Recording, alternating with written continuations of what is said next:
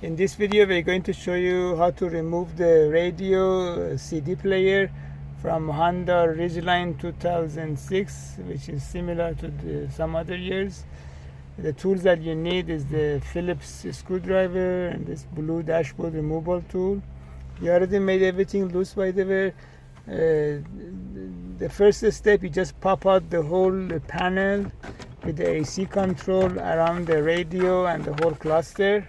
It doesn't have any screws, you just need to pop it out, and then you put the car in the drive position, and then you can pull the whole panel forward and then disconnect the connectors on the passenger side and the driver's side.